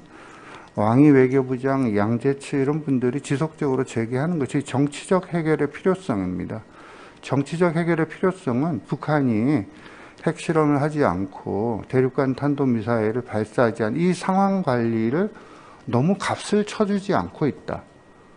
그러니까 미국이 여기에 상응하는 조치를 지금 취해야 된다. 유엔 안보리가 가역 조항을 활용을 해서 북한의 민생과 경제 문제를 개선하는 데로 가야 된다. 구체적으로 러시아와 함께 제재에 대한 부분 제재를 위한 품목도 제시하면서 유엔 안보리에 제출을 했습니다. 그러나 이건 미국의 반대 때문에 실현될 가능성이 크지 않죠. 그러니까 중국이 북한을 좀 관리하려고 하는 데에 머물러 있는 것 같습니다. 제재 해제에 대한 필요성도 얘기하고 중국판 스냅백도 얘기를 하고 있는 것이죠. 그렇지만 중국이 이 미중 관계 관리 속에서 전선이 확대되는 것들을 부담을 느끼고 북한을 관리하려는 쪽으로만 가고 있는 것 같습니다. 그러면 우리가 지금 해야 될 것들이 중국이 키를 쥐고 있으면 우리 정부가 지금 수준에서는 한번 선택을 해볼 필요가 있는 것 같습니다. 돌파할 것인지 관리할 것인지. 돌파하려고 그러면 중국이 제재 밖에서 유엔 안보리 제재 밖에서 중국이 움직이는 겁니다. 그래야만 판이 흔들리게 되죠. 판이 흔들리는 상태에서 북한과 미국과 한국이 모두 새로운 형태의 동태적인 대화 메커니즘들을 만들어가지 않으면 돌파를 한다면 이건 풀리지 않는 것이죠. 근데 관리를 한다고 한다면 그냥 이 상태가 전 지속이 되면서 북한의 새로운 형태의 도발이 불가피할 거라고 봅니다. 인공위성 실험이라든지 하는 것들. 그래서 어떤 의미에서는 기로에 놓여 있는데 저는 그런 차원에서 한중 정상회담을 한번 논의할 수 있다고 생각합니다. 지금 시기에. 지금 중국 내에서 제가 알기로는 한중 화상 정상회담 논의가 있는 것으로 알고 있습니다. 정부 간에요. 그리고 중국도 우리 한중 회담을 문재인 대통령이 중국을 갔는데 시진핑 주석이 답방하지 않는 데 대한 5년 내로 사실 답방을 하지 않은 거거든요. 이게 중국으로서는 굉장히 큰 부담입니다. 남북 관계와 북중 관계와 한중 관계를 동시에 관리해 나가면서 미중 전략 경쟁의 어떤 업세팅을 하려고 하는 입장에서 보면 한중 관계 관리가 중국으로서도 굉장히 중요하거든요. 그런 의미에서 보면 최근에 중국이 어떤 조치를 취한 게 있습니다. 여러분, 한한령이 6년 동안 지속이 됐는데요. 나문이라고 하는 그 여배우가 주연한 오문이라는 영화가 중국에서 상영을 하고 있습니다. 그 박스 오피스에서도 넓은 걸 차지하고 있고요. 이게 단순히 영화의 상영을 허용한 것이 아니라 한국과 중국 외교부에서 이것을 굉장히 높게 평가하고 있습니다. 말하자면은 이러한 이제 한중 관계를 조금 더 관리해야 되는 중국의 필요성, 한국이 이 한중 관계를 통해서 이 북핵 문제나 한반도 프로세스에 대한 돌파를 하려고 하는 의지가 있다면 이 그레이존에서 적극적으로 옮겨서 지금의 고착되어 있는 판들을 한번 흔들어내는 것들이 결국은 돌파하는 데 있어서 가장 중요한 것이고, 관리는 한반도에 지정하게 보면은 위험도가 조금 더 높아질 수도 있겠다는 그런 생각이 좀 들었습니다. 감사합니다. 예, 이옥 교수님 감사드립니다. 다음으로는 서울대학교 전재성 교수님 말씀 듣겠습니다. 네, 감사합니다. 제가 써온 거를 좀 간단히 그냥 말씀드리는 정도로 말씀드리겠습니다. 앞에서 벌써 많은 말씀들이 계셨는데요. 성과 관련해서는 그 판문점 선언에서요, 남북 간에도 비핵화를 논의할 수 있는 장이 마련된 것. 그래서 그 전에 이제 핵은 미국과 이야기해야 되는 것이고 남북의 문제가 아니다라는 담론은 이제 더 이상 그 가운데를 차지하지 않는 그런 상황이 됐고요. 또 보수 정부에서는 평화 프로세스하고 비핵화 사이에 이제 선후 관계를 항상 명확히 했기 때문에 비핵화를 얘기하는 동안에는 이제 평화 체제라는 말을 하지 않도록 그런 논의들이 있었는데, 앞으로는 보수 진보를 막론하고 이 평화 체제와 비핵화가 동시 병행돼야 된다. 세부적인 시퀀싱의 문제는 뭐 있을 수 있겠습니다만 그런 합의가 만들어지는 상황이 되지 않았나 그런 생각이 들고요. 또 북미 간에 특히 미국이 북한에 대한 보장의 필요성을 조금 더 느끼게 됐고 그것이 정착되는 모습을 보이는데요. 근데 미국은 북한에 대한 보장을 시큐리티 개런티라고 하는데, 사실 시큐리티라는 말은 이제 정상적인 국가들 간의 분단으로 어떤 생존 자체를 위협받는 북한의 입장에서 보면 체제 보장이나 생존 자체의 보장에 대한 이해가 필요한데, 그런 이해를 도모하기 위한 이제 우리 정부의 노력이 있었는데 여전히 좀 부족한 느낌이 있습니다. 그거는 사실 정책의 부족이라기보다는 남북 관계나 또는 북한의 국제정치적 위상에 대한 어떤 이론적인 부족이 아닌가, 그걸 좀 효과적으로 설득할 수 있는 그런 느낌이 좀 들었고요. 도전 요인은 이제 미중 관계와 남북 관계를 연결하는 포뮬라를 어떻게 만드는 것이냐 하는 도전이 셌던 그런 몇 년인 것 같습니다. 문재인 정부 등장할 때하고는 또 상황이 굉장히 바뀌었기 때문에. 그래서 한국은 미중 관계 속에서도 여러 측면에서 군사력을 증강해야 되는 필요성을 가질 수밖에 없습니다. 기술 발전도 그렇고. 따라서 군사력 증강에 상당한 성과를 거둔 정권인데 이번 10월 1일 국군의 날 행사에서 보았듯이 그것이 이제 비핵화를 둘러싼 남북 간의 군비 감축과는 어긋나는 갈등 관계를 가지게 되기 때문에 지역 차원에서의 한국의 군사력 증강 필요성과 남북 관계 속에서 통상 전략 간의 균형, 기본적으로는 감축이 되겠는데 그 필요성 간의 갈등 요인을 어떻게 관리해야 되느냐. 북한은 그것이 이제 남북 간의 전략 균형이 무너진다고 이야기하고 있고, 그것을 또 다른 핵미사일 개발의 정당한 논리로 사용할 수 있기 때문에 사실은 논리적으로는 분리된 지역 차원에서의 한국의 국방 전략이 남북 관계의 장애 요인이 되는 상황을 극복하고, 또 북한이 그것을 핵미사일 개발의 정당한 요인으로 삼는 상황을 막아내는 것이 대단히 중요한 그런 상황이 되지 않았나 그런 생각이 듭니다. 그런 면에서 여전히 이제 이번에 5월 21일 한미 정상회담이 미중 전략 경쟁 속에서 한국의 여러 이익, 기술 협력이라든지 뭐 보건 이런 부분에서 이익을 도모한 부분은 있지만 여전히 중국의 협력이 필요한 상황에서 중국의 협력을 지속 유도하기 위한 그런 노력에서 또 다른 도전 요인이 생겼기 때문에 한국이 추구해야 될 여러 외교 목적이나 이제 대북 전략 간에 우리가 원치 않아도 그런 제로섬 관계가 자꾸 생겨나가고 있는 상황이 되었다. 그래서 그걸 어떻게 돌파해야 될지 아마 다음 정부가 안아야 될 그런 과제가 생겼다고 보여집니다. 연구 주제는 간단히 말씀드리면은 아까 이우영 선생님도 좀 쓰셨는데요. 통일 담론에 대한 정비인 것 같습니다. 통일은 비단 통일 방안뿐만 아니고 비핵화 출구 이후의 남북 관계를 규정하는 굉장히 중요한 상황이고 또 한국 내의 세대 변화나 통일에 대한 인식 변화가 워낙 많이 일어나고 있기 때문에 이제 89년 통일 방안을 계속 수정 보완하는 형태로 왔지만 여러 가지 필요해서 그것을 좀 정면으로 정부 이외의 영역에서라도 논의할 필요가 있기 때문에 그것에 대한 연구도 필요하지 않나 그런 생각이 들고요. 미중 전략 경쟁에 대한 북한의 인식이 아주 빠른 속도로 바뀌어가고 있는 느낌이 좀 있습니다. 신냉전이라고 표현하기도 하고 있고요, 북한이. 근데 미중 전략 경쟁에 대한 남북의 인식이 만약에 일치하지 않는다면 남북 관계의 미래에도 크게 영향을 미칠 것 같기 때문에 우리가 북한의 미중 관계의 인식을 어떻게 또 인식해야 될지 그리고 공감대를 만들어야 될지 하는 부분이 중요하다. 만약에 남북 정상회담이 또 한 번 있다면 남북 관계뿐만 아니라 미중 관계를 논의를 할 필요성이 있을 것 같아요. 그걸 위한 준비가 좀 필요하다는 생각이 들고요. 또 코로나 사태가 지속되면서 미중 간의 전략 경쟁 양상이 등락을 거듭하기 때문에 그걸 좀 장기적인 차원에서 추적을 하는 연구가 필요하다는 생각이 들고요.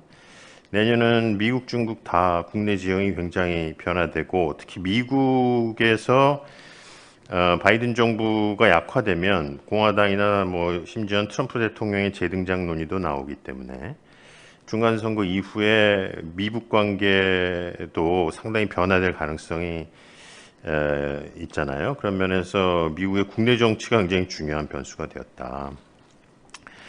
또 한국 국방력 관련해서 이제 신남방 정책에 대한 이제 좀 논의. 우리는 우리 쪽 얘기만 주로 하는데 아세안 국가들이 이걸 어떻게 평가하는지에 대한 그 평가를 조금 연구를 해보면 좋겠다는 생각이 들고요. 그다음에 공급망 재편 부분이 이제 한중 관계하고 직접 연결이 되고 장기적으로 보면은 남북 간에도 경제 협력이 되면 한국의 공급망 취약성을 북한과 같이 연계할 수 있는 방법도 있지 않을까. 막연하게는 뭐 그런 연구도 준비를 할 수 있지 않을까 하는 생각이 들고요. 또 한일협력은 일본은 지금 미일 관계가 굉장히 발전적으로 가고 있기 때문에 미국을 확실하게 붙잡고 있으면 한국하고의 관계 개선이 별로 필요 없다고 그러니까 시간이 일본의 편인 셈이죠. 지역 차원에서.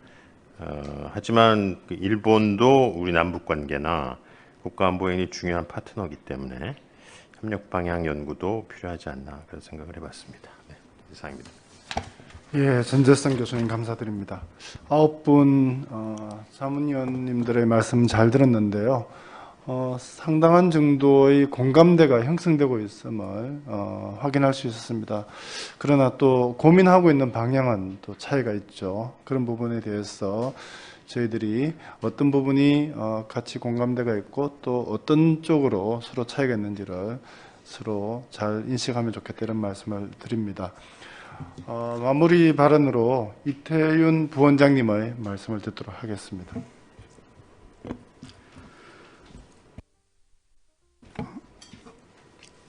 예, 우리 자문위원님들의 고견을 잘 들었습니다.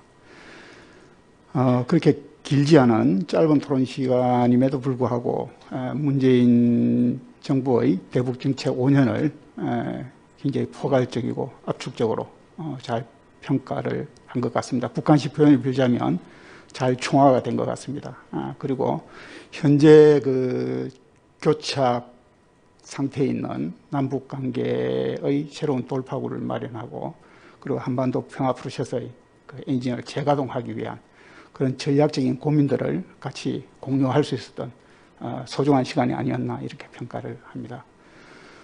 그리고 한 가지 더 말씀을 드리자면 위원님들께서 제시해 주신 그 내년도 우리 연구원의 연구 방향과 주제들에 대해서는 저희들이 그 내년도 연구 중점 추진 계획에 잘 반영을 해서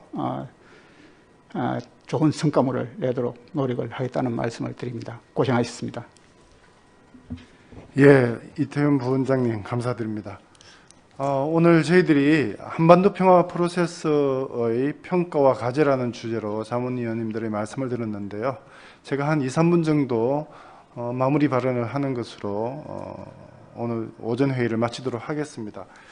한반도 평화 프로세스에 대해서는 평화라고 하는 단어에 중점을 두면서 한반도가 전쟁 위험으로부터 벗어나서 새로운 평화의 전환 계기를 만들었다. 이런 데 대해서 대체적으로 공감하고 또 이 성과를 평가하는 것 같습니다. 그러나 이러한 한반도 평화 프로세스가 다양한 이유 때문에 제한적인 성과에 머무르고 여전히 앞으로 또 과제가 남아있다라고 하는 것도 많은 분들이 공감하고 있는 것 같습니다. 특히 한반도 문제가 구조적이고 또 장기적인 성격을 가지고 있다는 점에서 한반도 평화 프로세스에 대해서 지나치게 단기적이고 그리고 빠른 성과를 기대하는 것 자체도 문제가 있지 않은가 하는 이런 말씀도 있었는데요. 이런 점에서 내년도에 대선 이후에 신정부가 출범한다면 한반도 평화 프로세스를 계속 발전시키면서 어떻게 이러한 정책을 제도화하고 공고화함으로써 한반도의 평화를 지속시킬 수 있는 방안을 마련할 것인가 이런 데 대해서 좋은 말씀들이 있었습니다. 특히 작년 올해 국가안보전략연구원은 균형이라고 하는 개념에 대해서 굉장히 많은 고민을 하고 있는데요. 이 균형은 일종의 전략적 태도다, 기획의 성격을 갖는 개념이다 이렇게 볼 수 있겠습니다. 사실은 우리가 어떤 행동을 하려면 균형된 상태에 있지 않다면 유연하게 행동할 수 없을 겁니다. 그런 의미에서 이 균형이라고 하는 개념이 행동을 위한 준비 그리고 언제나 안정을 통해서 새로운 단계로 나아가는 돌파의 개념을 지닌다 이런 생각이 듭니다. 뿐만 아니라 한 국가 내에서 균형을 잡으려면 다양한 의견들 간의 소통이 필요한 점에 대해서도 이 균형이라고 하는 개념이 중요하다 이런 생각을 가지는데요. 오늘 나왔던 말씀들 중에 이 균형을 잡기 위해서 두 가지 주요한 이야기가 제시되었던 것 같습니다. 처음에 모두 발언을 해주신 최대석 교수님의 표현을 제 식으로 좀 이야기해 보면 자기의 생각만이 옳다는 주장을 벗어나서 자기 성찰을 해야 된다. 그거는 자기 자신, 남한 또 한반도의 관점을 벗어나서 자기 성찰을 통해서 이 한반도 문제를 바라보자는 것과 그리고 한반도 문제에 대한 역사적인 고찰을 지금 새롭게 해야 된다 이런 말씀을 하셨던 것 같습니다. 최대석 교수님의 발언에서 끝부분에 이런 말씀이 있었습니다. 우리가 공통된 답을 구할 수는 없지만 평화로운 한반도의 미래를 위해 포괄적이면서 섬세하게 조율된 담대한 평화 정책을 추진해야 한다 이런 말씀을 하셨는데요. 아마 오늘 우리 오전 회의에서 최대석 교수님의 이 말씀이 주요한 교훈으로 우리에게 주어지지 않았나 하는 생각이 들고요. 내년에 신정부가 출범할 때 이러한 정신으로 한반도 평화를 위해서 노력해 줬으면 하는 그런 말씀을 드립니다. 이 회를 준비해 주신 국가안보전략연구원 모든 분들께 감사 말씀드립니다. 수고하셨습니다.